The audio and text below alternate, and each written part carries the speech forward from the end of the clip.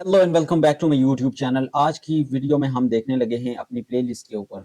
हमारी प्लेलिस्ट अभी तक उसकी 4 वीडियोस हुई थी जिसमें हम देख रहे हैं कि अगर आप डेवऑप्स में जाना चाहते हैं, ठीक है, तो उसमें अभी तक हम सिर्फ आईटी सपोर्ट को फोकस कर रहे हैं कि how to automate the tasks that is related to DevOps culture, ठीक है। तो आज की उस नेक्स्ट वीडियो में हम देखने लगे हैं, बेसिकली हमारा लर्निंग पाथ ये वाला था। चैट जीपीटी के थ्रू हम, क्योंकि आप जानते हैं कि चैट जीपीटी इस वक्त दुनिया में सबसे world wide updated AI platform है जिसके थ्रू हम कोई भी चीज देख सकते हैं। ये बेसिकली एक टीचर भी है, एक स्टूडेंट भी, स्टूडेंट तो नहीं कह सकते हम, ये एक टीचर ही है, ठीक है। हमने इसी वाले रोड मैप को फोकस किया था, ठीक है, जिसमें हमने डिफरेंट चीजें डिस्कस की थी, ठीक है। अगर आपने वो वीडियोस नहीं देखी, मेरे इस वाली प्लेलिस्ट पे आप चले जाएं तो इसके थ्रू आप वो वीडियोस देख सकते हैं, ठीक है। हम डेवऑप्स में बेसिकली बहुत सारे आईटी डिपार्टमेंट के अंदर जो आते हैं फील्ड्स, जैसे वेब डेवलपमेंट में आप किस तरह से डेवऑप्स कर सकते हैं। बेसिकली डेवऑप्स का मतलब ही ये है कि development and operations. First of all हम ऑपरेशंस के ऊपर गए क्योंकि अगर आप एंड यूजर हैं, ठीक है, मैंने सबसे ज्यादा फोकस उन पे किया है कि अगर आप एंड यूजर हैं या फिर अगर आप स्टूडेंट हैं जो बेसिक, बहुत बेसिक लेवल पे सीख रहे हैं, तो आईटी सपोर्ट, क्योंकि अगर आप डेली बेसिस पे अगर आप पीसी यूज करते हैं तो उसके अंदर क्या आप ऑटोमेशन कर सकते हैं, सो उस पे फोकस किया कि हम इजी स्टेप से मुश्किल स्टेप की तरफ जाएं, ठीक है। आज हमारा नेक्स्ट पार्ट है जिसमें हम देखने लगे हैं, बेसिकली यहाँ तक हमने देखा था कि आप विंडोज सर्वर के ऊपर कैसे ऑटोमेशन कर सकते हैं, ठीक है। आज हमारा नेक्स्ट पार्ट है next step to in DevOps for IT support Windows environment, ठीक है। हमारे सबसे पहले टॉप पॉइंट पे आता है scripting and automation. Automate Windows tasks with PowerShell. Basically हमने पावरशेल को पिछले वीडियोस, कपल ऑफ वीडियोस में भी देखा है, ठीक है।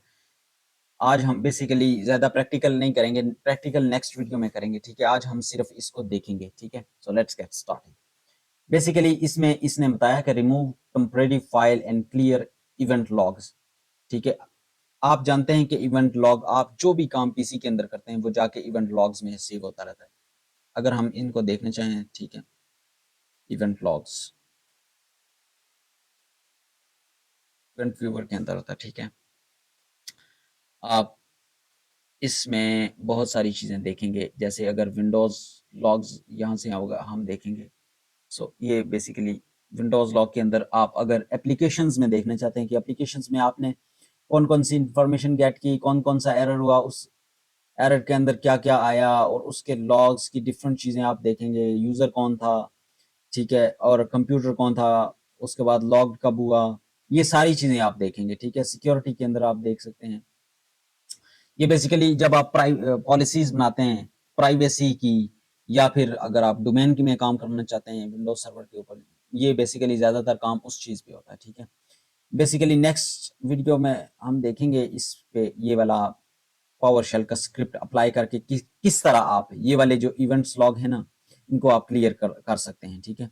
सो आज हम सिर्फ देखेंगे, क्योंकि वीडियोस बहुत लंबी हो जाती है, तो फिर ये है कि छोटी वीडियो का ये होता है, शॉर्ट फॉर्म में बहुत सारी चीजें आपको कवर कर जाती हैं, और जो चीज आपके काम की है बाद में आप प्रैक्टिकल जब होता है तो उस पर आप देख सकते हैं, ठीक है। तो सेकंड चीज में हम देखते हैं configuration management, GPU group policy, ठीक है, इसको कहते हैं automate Windows server configuration with group policy, ठीक है। ये सर्वर की चीज है बेसिकली, ठीक है। जब आप कोई पॉलिसी बनाते हैं तो उसको किस तरह से फोर्स किया जाता है, उसको किस तरह से अप्लाई किया जाता है, and how you can do that. So इस चीज में वो दिखाया गया। जब आप जीपीटी और एमएससी टाइप करते हैं ना, विंडोज प्लस आर दबा के, ठीक है, तो ये बेसिकली लोकल जो पॉलिसीज होती हैं आपकी, वो आपको शो करना स्टार्ट हो जाता है। अगर आप किसी सॉफ्टवेयर पर पॉलिसी निकालना चाहते हैं, इसकी अगर आपको मैं एग्जांपल दूं, if you want to lock any website, if you want to lock any browser, you can do that by these policies in your computer. Either way, you can, if you are on Windows Server, so you can do that on Windows Server by group policy editor. Okay, so after the completing the policy, you can just on the PowerShell, and you can type this command gp update/force space भी आता है बीच में, ठीक है। Third number पे हम देखते हैं मॉनिटरिंग एंड लॉगिंग, ठीक है।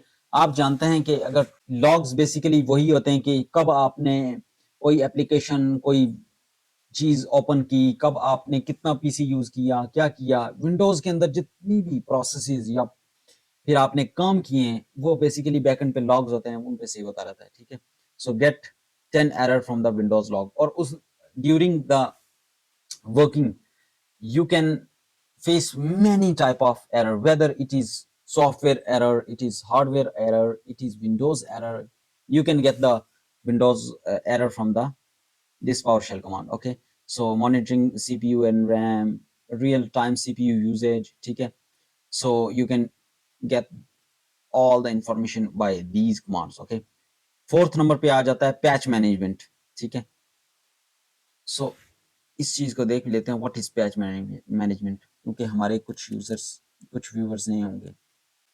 Windows patch management is updating और fixing Microsoft system using patches created by specifically for Windows devices. Basically patch भी एक तरह का एक स्क्रिप्ट होता है, जब आप उसको रन करते हैं तो वो रन होके जो भी उसके अंदर आपने लॉजिक्स लगाई होंगी वो परफॉर्म करता है, ठीक है। और ये भी विंडोज का एक माइक्रोसॉफ्ट सिस्टम का एक specifically for Windows device, Microsoft की तरफ से एक पैच होता है जो कि विंडोज डिवाइसेस के लिए बनाया गया है, ठीक है।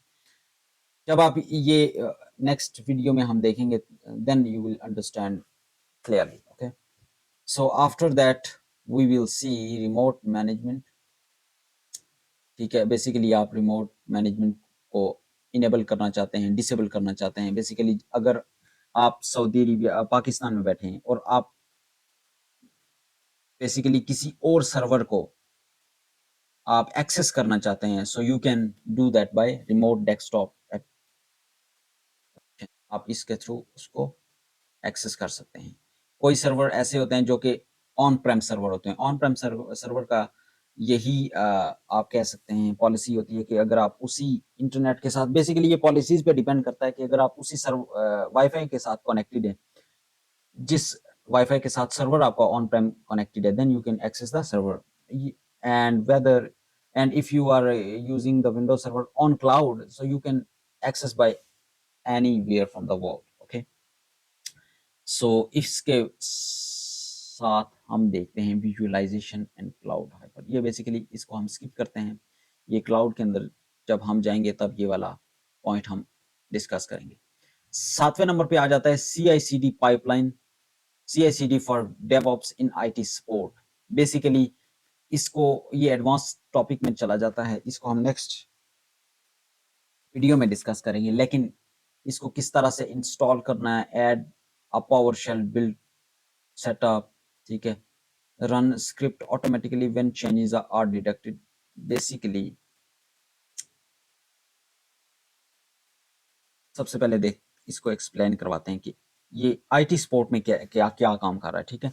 बेसिकली CI/CD का मतलब ये है continuous integration, continuous deployment, ठीक है, is commonly used for software development, but in IT support and IT operations it can automate server management, ठीक है, software updates, patching and system monitoring, ठीक है, ये इन चीजों के लिए यूज होता है। अगर आप सर्वर मैनेजमेंट करना चाहते हैं CI/CD के थ्रू, सॉफ्टवेयर अपडेट्स करना चाहते हैं, जितने भी आपके सॉफ्टवेयर के अंदर अपडेट्स हैं, उसके बाद अगर आप पैचिंग करना चाहते हैं, ठीक है, मतलब कोई भी स्क्रिप्ट्स रन करना चाहते हैं माइक्रोसॉफ्ट के विंडोज सर्वर के सिस्टम के अंदर, सर्वर हो वेदर इट्स सर्वर और it's a local machine, so you can do that bye CI/CD, ठीक है। इसका नेक्स्ट जो पार्ट है कि किस तरह से आप जेनकिन को इंस्टॉल कर सकते हैं विंडोज के ऊपर, उसके बाद कैसे पावरशेल बिल्ड स्टेप कर सकते हैं, और स्क्रिप्ट्स को देन ऑटोमेटिकली किस तरह से रन करके डिटेक्ट कर सकते हैं एरर्स को, ठीक है। We will see in the next video, so stay tuned for the next video. Till then, goodbye.